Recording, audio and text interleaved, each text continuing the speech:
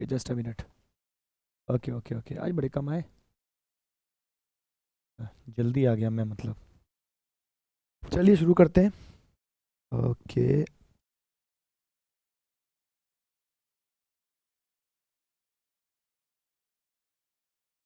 नहीं नहीं, मैं क्लास नहीं लूँगा तो पहले ही प्री इन्फॉर्म करूँगा, ऐसा तो नहीं करता मैं। ठीक है, जस्ट अ मिनट। हाँ। ओके। कोई क्वेश्चन तो नहीं किसी का?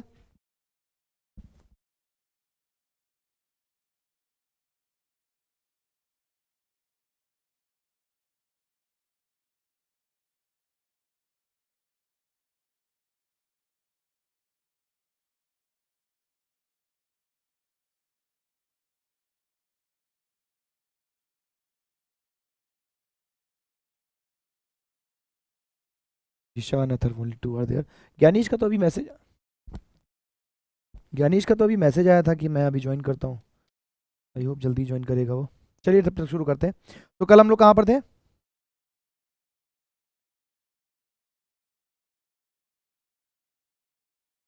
हम लोग थे।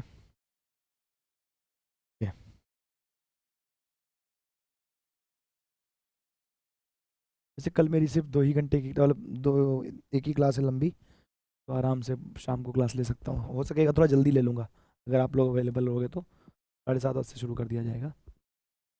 ओके। कल हम उन्होंने आप आई थिंक वो पढ़ लिया था, क्या नाम है उसका, अरे, टाइप्स ऑफ गुड्स और वो सब पढ़ लिया था। इंट्रोडक्शन करना था नेशनल इनकम का। National income. ओके। तो what actually national income is, आपके हिसाब से नेशनल इनकम क्या होती है, राष्ट्रीय आय क्या होती है?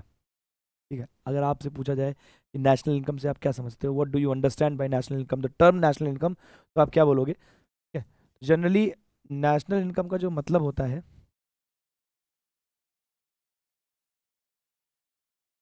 हाँ बताओ, कौन बता रहा है?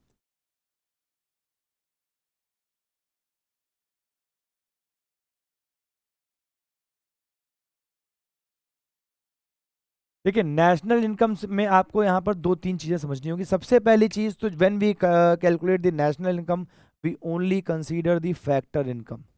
हम केवल फैक्टर इनकम को कंसीडर करते हैं। What is factor income? That means the income that has been earned against the factor services, whatever the payments have been done by the firms or whatever the institutes to the service providers. What service providers? The factor services, यानी कि जो factor services हैं, land, labour, capital, entrepreneurship, उसके लिए जो भी factor payments provide कराए गए हैं, वही आपके यहाँ पर क्या होते हैं, फैक्टर इनकम होते हैं। तो इनका जो सम टोटल होता है वो जोड़ना होता है। बट इसमें भी एक कंडीशन है कि we will calculate national income only for the nationals of the country. ठीक है। एंड मोर इम्पोर्टेंटली, नेशनल्स के साथ साथ normal resident of the country, not only nationals but normal resident of the country, उनको normal resident होना भी mandatory है। अगर वो नॉर्मल रेजिडेंट नहीं है कंट्री के, तो शायद उनकी इनकम को हम नहीं जोड़ेंगे अपनी नेशनल इनकम में। ठीक है। अब यहाँ पर आता है कि why national income is that much important, national income इतनी ज़रूरी क्यों है, इतना इंपॉर्टेंस क्यों हो जाता है नेशनल इनकम का? तो यहाँ पर देखिए, नेशनल इनकम इतनी ज़रूरी इसलिए होती है कि this is the only metric जिसकी मदद से हम क्या कर पाते हैं, हम ये जान पाते हैं हाउ गवर्नमेंट ऑपरेट्स। हम ये जान पाते हैं कि गवर्नमेंट कैसे आगे बढ़ रही है। हम ये भी जान पाते हैं कि गवर्नमेंट इंटरनेशनल फोरम्स में क्या अपने आप को प्रॉपर तरीके से रिप्रेजेंट कर पा रही है, क्या हमारा ट्रेड उतना स्ट्रांग है या नहीं है, क्या हमने प्रोडक्शंस किया है या नहीं किया है, या लास्ट ईयर के कंपैरिजन में इस बार हमने कोई एम्प्लॉयमेंट जनरेशन किया है या नहीं किया है। भाई देखिए, सीधी सी बात यह है कि नेशनल इनकम बढ़ रही है, यानी कि लोगों को फैक्टर इनकम मिल रही है ज़्यादा। अब फैक्टर इनकम ज़्यादा मिल रही है तो दो चीज़ें हो सकती हैं। एक हो सकता है कि लोगों की ही इनकम बढ़ गई हो, या एक हो सकता है कि नंबर ऑफ पीपल्स की इनकम बढ़ गई हो। ठीक है। तो हम ऐसा मान के चलते हैं, दोनों ही केसेस में फ़ायदा ही है। अगर नॉर्मल इनकम बढ़ रही है तो भी स्टैंडर्ड ऑफ लिविंग बढ़ेगा सोसाइटी का, और ज़्यादा लोगों को इनकम मिल रही है तो इसका मतलब भी है कि एम्प्लॉयमेंट जनरेशन हो रहा है, नए नए लोग एम्प्लॉयड हो रहे हैं, और जो अनएम्प्लॉयमेंट का बर्डन है वो कम हो रहा है। नेशनल इनकम के साथ हम ये भी जान पाते हैं कि हमारे यहाँ पर ग्रोथ एस्पेक्ट्स क्या हैं, आगे हम किन सेक्टर्स में और ज़्यादा ग्रो कर सकते हैं, किन सेक्टर्स में और ज़्यादा डेवलप कर सकते हैं। और इसी के साथ हम ये भी जान लेते हैं कि भाई हमारे पास जो लेबर यूनियंस हैं, जो ट्रेड यूनियंस हैं, वो किस तरीके से बार्गेन करेंगे। फॉर एग्जाम्पल, अगर हम ये क्लेम कर रहे हैं अगर हम ये क्लेम कर रहे हैं कि हमारी कंट्री में 20% की ग्रोथ हुई है, तो सवाल तो ये भी उठेगा कि ये 20% की ग्रोथ किसकी हुई है। अगर हम ये कह रहे हैं कि नेशनल इनकम की में 20% की ग्रोथ हुई है, तो the next question will be किसकी 20% इनकम में ग्रोथ हुई है, क्योंकि अल्टीमेटली नेशनल इनकम तो सम टोटल है। अब सम टोटल में मान लेते 10 लोग हैं, ठीक है, सब लोग 1-1 रुपया कमा रहे थे, ठीक है, तो 10 रुपए, 10 रुपए हो रहा था। अब हमने क्या कर दिया कि हमारी इनकम जो है 12 रुपए हो गई, यानी कि हमारी इनकम 20% से बढ़ गई, very good, sum total income बढ़ गई। तो अब सवाल ये उठता है कि 2 लोग एक्स्ट्रा बढ़े, ये 2 रुपए सब में थोड़े थोड़े बढ़े, या फिर किसी एक आदमी के पास 3 रुपए आ गए, ठीक है। तो यहाँ पर आपका इसके बारे में पता चलता है। तो बेटर क्या रहेगा, बेटर ये रहेगा कि ये जो 2 रुपए हैं इक्वली डिस्ट्रीब्यूट हुए हो तो ज्यादा बेटर रहेगा, ना इक्वली तो मतलब सभी तक इसका हिस्सा पहुंचा होना चाहिए। तो that is the part of the national income. तो trade unions basically national income को यूज करते हैं अपने लिए बार्गेन करने के लिए, कि भाई जो भी उनके पास पहले सैलरीज थी उन सैलरीज को बढ़ाइए, इंक्रीज करिए, कैसे भी करके आगे बढ़ाइए। क्योंकि अल्टीमेटली भाई अगर आप देश को आगे बढ़ा रहे हैं, आप ये क्लेम कर रहे हैं कि इंडिया आगे बढ़ रहा है, then along with India the growth of the countrymen should be accompanied। मतलब जो कंट्रीमेंस हैं, जो लोग हैं, उनकी ग्रोथ को होना, उनका ग्रोथ होना मैंडेटरी है, वरना बाकी सारी चीज़ें जो होती हैं, बाकी सारी चीज़ें जो होती हैं कहीं ना कहीं डिफाई कर देती हैं, जो उसका मेजर गोल होता है वही डिफाई हो जाता है। खैर ये सब तो चलता रहता है, ठीक। अब आगे आते हैं कि नेशनल इनकम कैलकुलेट कैसे की जाती है। तो नेशनल इनकम कैलकुलेट करने से पहले आपको यहाँ पर एक और चीज़ जाननी होगी, important concept related to national income. मतलब हम कुछ इंपॉर्टेंट कॉन्सेप्ट्स को एक ही जगह पॉइंट आउट कर देंगे, इनको आप अच्छे से समझ लेना, अच्छे से याद करना, क्योंकि ये बार बार काम आएंगे इस चैप्टर में भी, और आगे चल के अलग अलग जगहों पर भी आपकी लाइफ में भी काम आते हैं, क्योंकि ये बहुत जनरल कॉन्सेप्ट है। सबसे पहला कॉन्सेप्ट आपका आता है यहाँ पर फैक्टर कॉस्ट। फैक्टर कॉस्ट का मतलब क्या है? फैक्टर कॉस्ट को बोलते हैं कारक लागत, और फैक्टर कॉस्ट या कारक लागत का सिंपल सा मतलब होता है, एक ही मतलब होता है, आपके पास जो कॉस्ट ऑफ प्रोडक्शन आई है वही आपकी फैक्टर कॉस्ट होगी। Simple cost of production without adding any kind of taxes into the market. मतलब आप प्रोडक्ट को मार्केट में भी बेचने नहीं आए हो, अभी आप मार्केट प्राइसेस की बात नहीं कर रहे, अभी आप सिंपली कॉस्ट ऑफ प्रोडक्शन की बात कर रहे हो। That means whenever anyone says कि what is the factor cost, that means they are asking about the cost of production. वो उत्पादन के कारक या कॉस्ट ऑफ प्रोडक्शन के बारे में बात कर रहे हैं, उसी को जानना चाहते हैं, उसी को समझना है। This is the first and foremost important concept. Factor cost से ही निकलता है second important concept, that is market price. Market price, अब मार्केट प्राइस कौन सा प्राइस होता है? मार्केट प्राइस वो प्राइस होता है अल्टीमेटली जिस पर बाजार में एक्चुअल ट्रांजैक्शंस किए जाते हैं, यानी कि मार्केट में परचेज सुनिश्चित की जाती है। फॉर एग्जांपल मान लेते हैं दिशा गई सामान लेने, ठीक है, और she paid 20 rupees for a Bisleri bottle. That means कि 20 रुपीज़ उसका मार्केट प्राइस था, उस पर एक्चुअल ट्रांजेक्शन किया गया, लेकिन उस 20 रुपीज़ में सारे टैक्सेस इंक्लूड होंगे ऑलरेडी, सारे के सारे टैक्सेस उसमें ले लिए गए होंगे, और उसमें कुछ एडिशनल नहीं बचा होगा, ठीक है। तो यहाँ पर टैक्सेस इंक्लूड रहेंगे। तो मार्केट प्राइस सबसे इंपॉर्टेंट प्राइस होता है, और इसको निकालते कैसे? तो ऑब्वियस सी बात है, फैक्टर कॉस्ट में हम मार्केट प्राइस में इनडायरेक्ट टैक्सेस जोड़ देंगे, फैक्टर कॉस्ट में इनडायरेक्ट टैक्सेस जोड़ देंगे। इनडायरेक्ट टैक्सेस जोड़ने के साथ साथ अगर गवर्नमेंट ने कोई सब्सिडी प्रोवाइड कराई है तो उसको माइनस करेंगे, क्योंकि अल्टीमेटली जब आप मार्केट प्राइस में प्राइसेस को पे करोगे तो वो सब्सिडी पे नहीं करोगे। फॉर एग्जांपल आप सोलर पैनल लगवाने गए, आपने पूछा तो उसने बताया कि भैया 2 लाख रुपए का सोलर पैनल है, फिर आपने कहा कि भाई 1,08,000 रुपए के तो गवर्नमेंट सब्सिडी दे देती है, तो आप कहोगे यस दे देती है, इसीलिए मैं सिर्फ 92,000 दूंगा। तो 92,000 का मीन्स है, 92,000 का मीन्स है the market price will be 92,000, क्योंकि बाजार मूल्य या मार्केट प्राइस वो प्राइस होता है जो एक्चुअल में ट्रांजैक्ट किया जा रहा है, यानी कि वहां पर अब कोई चेंजेस नहीं किए जाएंगे, ये फाइनली ये पे किया जाएगा। तो जीशा अगर सोलर पैनल खरीदने जा रही हैं तो 92,000 पे करेंगी, क्योंकि बाकी जो पैसा था 1,08,000 वो गवर्नमेंट ने एज अ सब्सिडी ऑलरेडी पे कर दिया है, ठीक है। So this is how the market price concept is working. यहां पर आपको एक चीज समझनी होती है कि जो मार्केट प्राइस होता है, मार्केट प्राइस और एमआरपी में छोटा सा डिफरेंस होता है। मार्केट प्राइस और एमआरपी में छोटा सा डिफरेंस होता है। एमआरपी होता है maximum retail price. Maximum retail price क्या होता है? तो बेसिकली ये वो एक डेजिग्नेटेड प्राइस होता है जो सभी कॉस्टिंग्स को इंक्लूड करा के कैलकुलेट किया जाता है कि कोई भी XYZ प्रोडक्ट अल्टीमेटली उस कॉस्ट को डिफाइन नहीं करेगा, किसी भी केस में उस कॉस्ट से ज़्यादा की कॉस्ट वहाँ पर नहीं एक्सेप्ट कर सकता। फॉर एग्जाम्पल, अगर हमने बिस्लेरी की बोतल में 20 रुपए लिख दिया है, तो at no circumstances can anyone ask more than 20 rupees. मतलब किसी भी अवस्था में वो 20 रुपए से अधिक तो हमसे मांग ही नहीं सकता, वो मैक्सिमम रिटेल प्राइस है, अधिकतम खुदरा मूल्य है। अब एक चीज और आपको समझनी है कि आपके लिए मार्केट प्राइस एमआरपी के बराबर हो सकता है, एमआरपी से कम हो सकता है, ठीक है, लेकिन एमआरपी से ज्यादा किसी भी केस में नहीं होगा। इफ आप एमआरपी से ज्यादा पे कर रहे हो तो दो ही चीजें हो सकती हैं, या तो आप डम हो और या फिर आपको वो बेवकूफ बना रहा है। दोनों ही केस में आप ही डम प्रूव होगे कुल मिला के, ठीक है। तो एमआरपी से ज्यादा कभी भी पे नहीं करना होता है, क्योंकि वो मैक्सिमम रिटेल प्राइस कैलकुलेट ही ऐसे किया जाता है कि हमारी सारी कॉस्टिंग्स इंक्लूड हो रही। फॉर एग्जांपल, पार्ले पार्ले जी है, तो पार्ले जी अगर मध्य प्रदेश में बन रहा है, अगर मध्य प्रदेश में एमपी में पार्ले जी बन रहा है और ये सिक्किम में बेचा जा रहा है, तो 5 रुपए जो डिसाइड किए गए होंगे वो सिक्किम तक पहुंचने की कॉस्ट को इंक्लूड करने के बाद डिसाइड किए गए होंगे कि ये सारी लॉजिस्टिक्स कॉस्ट, ट्रांसपोर्टेशन कॉस्ट, सारी कॉस्ट मिलने के बाद हमारा यहाँ पर आपका इस तरीके से आएगा। तो always remember this particular thing कि भाई साहब आपकी सारी कॉस्टिंग्स को लगाने के बाद आपका एमआरपी डिक्लेयर किया जाता है। Is it clear? कोई क्वेश्चन यहाँ पर? अनीता कैसे हो बेटा आप? कल कहाँ थे?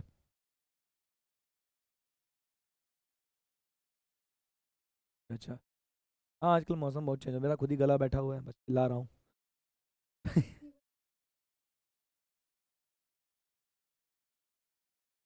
आपने वो देख लिया था बाद में रिकॉर्डेड सेशन? कोई दिक्कत तो नहीं इसमें? ठीक, ठीक है, होगी भी नहीं।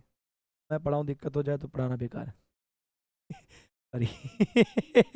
ट्रांसफर पेमेंट्स की बात करते हैं। What are transfer payments? देखिए, जनरली हमने फैक्टर कॉस्ट की बात की, फैक्टर सर्विसेज की बात की, फैक्टर पेमेंट्स की बात की। इन सभी चीजों में एक चीज कॉमन थी कि whenever the payment is being done, चाहे वो मार्केट प्राइस हो, चाहे वो फैक्टर कॉस्ट हो या कॉस्ट ऑफ प्रोडक्शन, उन तीनों चीजों में आप उस पेमेंट के बदले में फैक्टर सर्विसेज दे रहे हो। यानी कि जब आपको पेमेंट मिल रहा है तो उसके बारे में, उसके बदले में आप इक्विवेलेंट अमाउंट, यानी कि उसी के बराबर के अमाउंट की सर्विसेज प्रोवाइड करा रहे हो, ठीक है।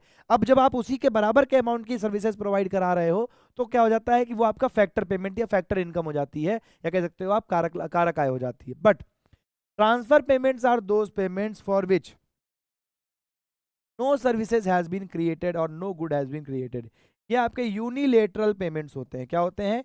यूनिलेटरल पेमेंट्स होते हैं। यूनिलेटरल पेमेंट्स, यूनिलेटरल पेमेंट्स मतलब एक तरफा भुगतान होते हैं। जैसे कि मान लेते हैं आपके घर पे आपके मामा आए, ताऊ आए, चाचा आए, उन्होंने 500 रुपए पकड़ा दिए, तो उस 500 रुपए के बदले में you have not created any kind of goods और सर्विसेज। उनके पैर दबाना या पानी पिला देना is not a service, economic service नहीं है वो, ठीक है, सोशल सर्विस है, तो उसकी वैल्यू नहीं है। आपको जो 500 रुपए देखेंगे वो फ्री फंड का ही देके गए हैं, तो ऐश करो, बढ़िया पार्टी वार्टी करो, बाकी उसकी ज़्यादा हेडिंग मत लो, ठीक है। अल्टीमेटली यूनिलेटरल पेमेंट्स वही पेमेंट्स होंगे जिनके लिए, यूनिलेटरल पेमेंट्स के लिए आपको कोई सर्विसेज क्रिएट नहीं करनी पड़ती, किसी तरह का गुड क्रिएट करना नहीं पड़ता, वो आपके एक तरफा भुगतान होते हैं, वन साइडेड पेमेंट्स होते हैं। एग्जाम्पल अगर पूछा जाए आपसे तो इसका सिंपल सा एग्जाम्पल आप क्या दे सकते हो? तो स्कॉलरशिप एग्जाम्पल दे सकते हो, ठीक है, स्कॉलरशिप एग्जाम्पल दे सकते हो। स्कॉलरशिप के अलावा आप विडो पेंशन हो गया, विडो पेंशन के अलावा आपका ओल्ड एज पेंशन हो गया, इस तरीके के जो भी खर्चे हैं वो सारे के सारे आप यहाँ पर कंसीडर कर सकते हो। लेकिन एक चीज आपको यहाँ पर याद रखनी है कि ये ट्रांसफर पेमेंट्स नेशनल इनकम का पार्ट नहीं होते हैं। क्यों नहीं होते हैं? क्योंकि national income is the sum total of factor income, ठीक है, तो इस वजह से ये टोटल में नहीं गिने जाते। Is it okay? चलो ठीक। अब क्योंकि यहाँ पर हम ट्रांसफर पेमेंट्स की बात कर रहे हैं और ये बता रहे हैं कि पेंशन जो होती है वो ट्रांसफर पेमेंट होती है, वो ऐड नहीं की जाती है, लेकिन अगर वो पेंशन रिटायर्ड एम्प्लॉयज की है, अगर वो पेंशन रिटायर्ड गवर्नमेंट एम्प्लॉयज की है, तब वो ऐड की जाएगी।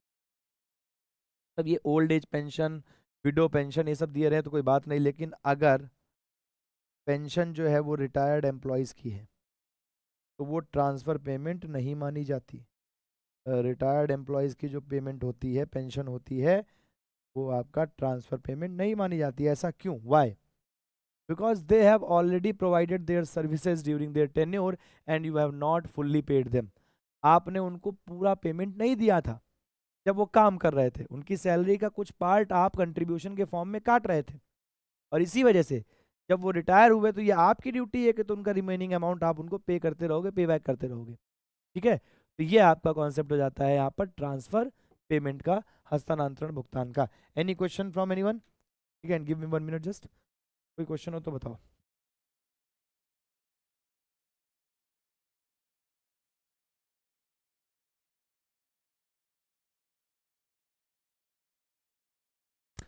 ठीक है चलो, तो नेक्स्ट आपका हो जाएगा यहाँ पर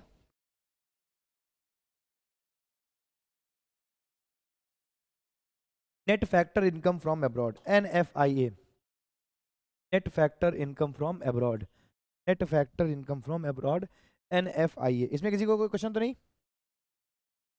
any question anyone?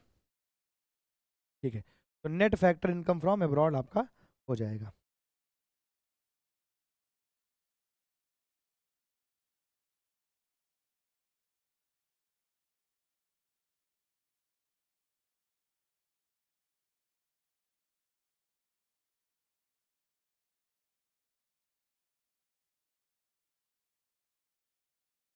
Net factor income from abroad का मतलब क्या है? सिंपल सी बात है कि हमारे देश के कुछ लोग लार्ज स्केल पर देश के बाहर रहते हैं, ये बहुत सिंपल सी चीज़ है। उसी तरीके से हम उनके देश के कुछ लोग हमारे देश में रहते हैं। तो अगर हम ये कह रहे हैं कि इंडियन की इनकम इंडिया की इनकम में जोड़ी जानी चाहिए, तो सिमिलरली जो विदेशी हमारे देश में रह रहे हैं उनकी इनकम को माइनस भी करना पड़ेगा। भाई ऐसे समझो, मान लेते हैं अविरल की एग्जाम्पल के लिए, मान लेते हैं अविरल लखनऊ के हैं, तो अविरल की इनकम कहीं भी हो, लखनऊ वाले कह रहे हैं कि अविरल की इनकम लखनऊ की इनकम मानी जाएगी। तो मान लो कोई दिक्कत नहीं भाई, ऑब्वियस सी बात है, मैं लखनऊ का हूं तो लखनऊ की इनकम मानी जाएगी। लेकिन अगर कोई भोपाल का बंदा, कोई हैदराबाद का बंदा अगर लखनऊ में काम कर रहा है, तो भोपाल वाले भी तो कहेंगे कि जो वो बंदा है उसकी इनकम हमारी होगी, हैदराबाद वाले भी तो बोलेंगे उसको वाली इनकम हमारी इनकम है।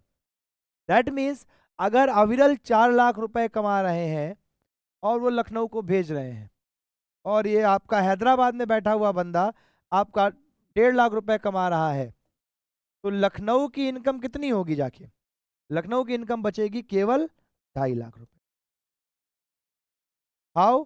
तो भैया आपके लखनऊ से 2.5 लाख 1.5 लाख रुपए वापस भी तो जा रहा है, तो एक्चुअल नेट फैक्टर इनकम जो हो जाएगी वो 2.5 लाख हो जाएगी। Same concept applies to net factor income from abroad. इसके अंतर्गत क्या होता है कि whatever the income that is coming from, income from rest of the world, ROW, rest of the world, income from rest of the world,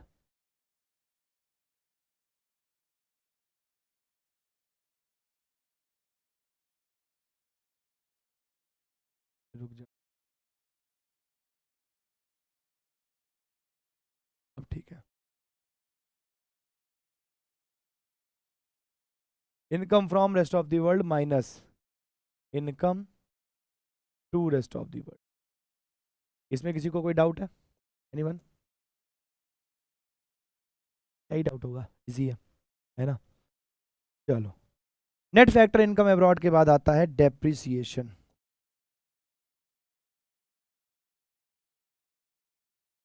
depreciation क्या है?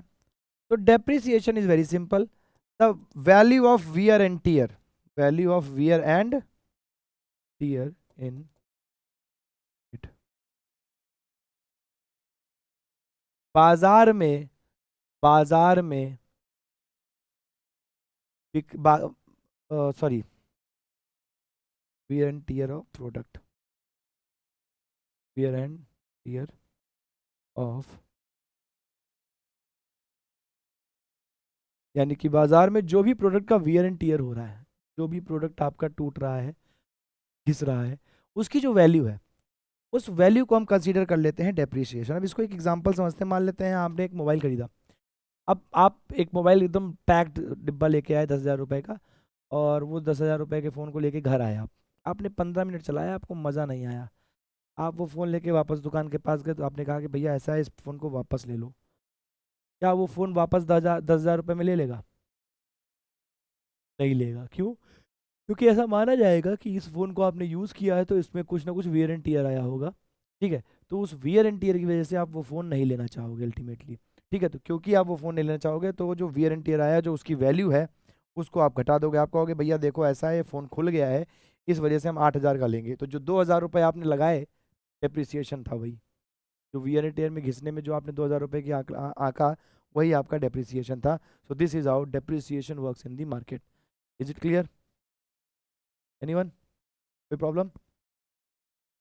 अथर्व?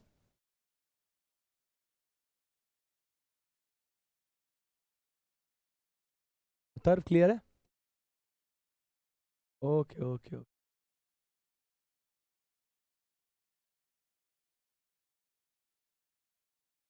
अब आते हैं, ये इंपॉर्टेंट कॉन्सेप्ट सारे हैं, आपको याद रखने हैं।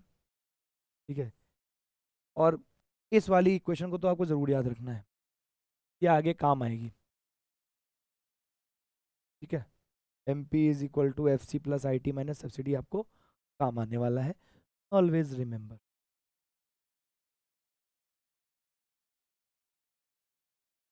अब यहाँ पर बात कर लें कि how this all get started.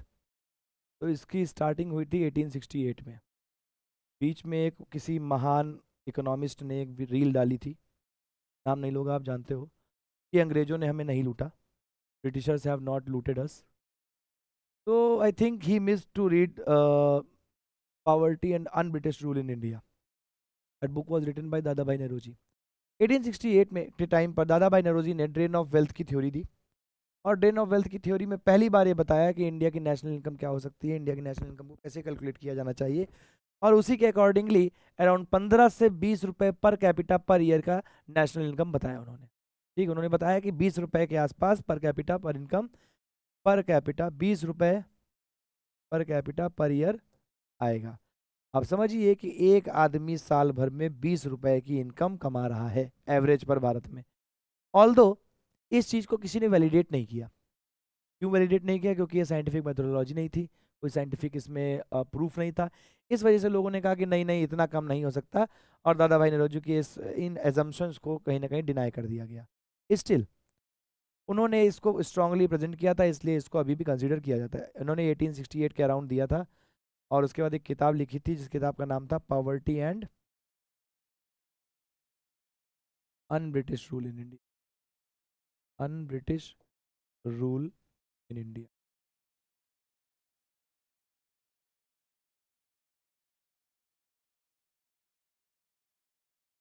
Poverty and un British rule in India 1868 में। उसके बाद जो फर्स्ट टाइम साइंटिफिक तरीके से प्रयास किया गया, या कह सकते हैं एफर्ट्स लगाए गए, वो 1931-32 में लगाए गए, जो कि थे वी के आर वी राव के थ्रू। वी के आर वी राव साहब ने इसको पहली बार ट्राई किया साइंटिफिक मेथोडोलॉजी से, और साइंटिफिक मेथोडोलॉजी का यूज़ करने के कारण इन्होंने इकोनॉमी को दो पार्ट्स में डिवाइड किया। एक इकोनॉमी को प्राइमरी इकोनॉमी डिक्लेयर किया, जिसमें आपका एग्रीकल्चर, माइनिंग, ये सारी चीज़ें आती थी, और दूसरी इकोनॉमी को मैन्युफैक्चरिंग डिक्लेयर किया। ठीक है, मैन्युफैक्चरिंग डिक्लेयर किया। ठीक है, मैन्युफैक्चरिंग डिक्लेयर किया। Is it okay? Okay, primary और मैन्युफैक्चरिंग डिक्लेयर किया, और इसके बेसिस पर इन्होंने बताया कि इंडिया की per capita income 62 rupees per year है। 62 रुपीज़ पर ईयर है per capita, annual per capita income APCI इन्होंने 62 रुपीज़ पर कैपिटा पर income, per capita per year इन्होंने बताया। ये आपकी वैल्यू थी।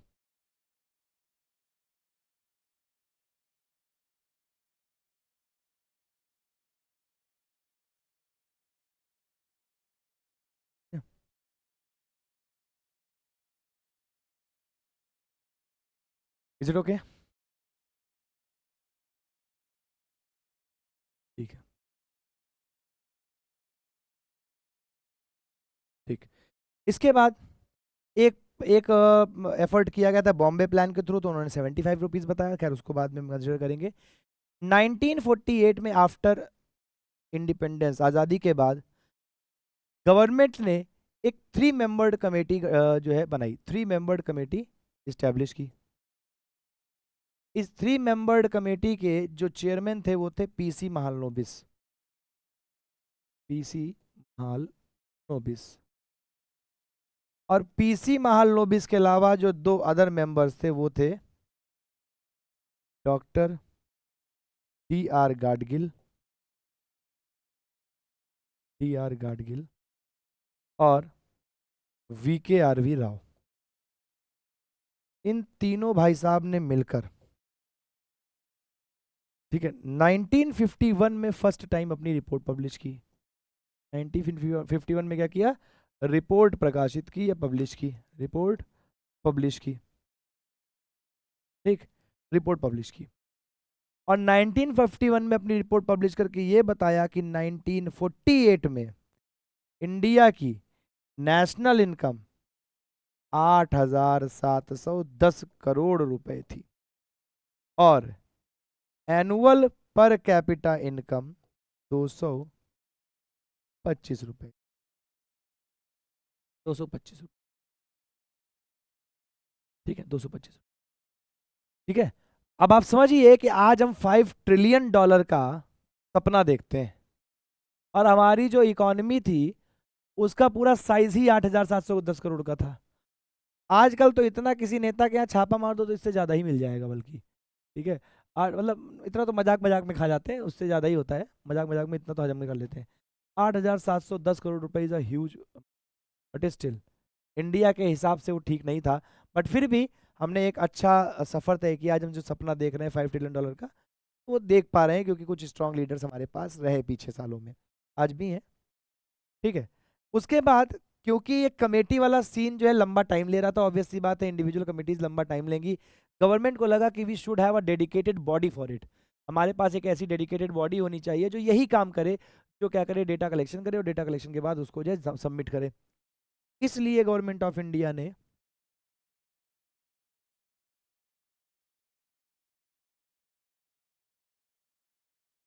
इसलिए गवर्नमेंट ऑफ इंडिया ने 1954 में CSO बनाया, यानी कि सेंट्रल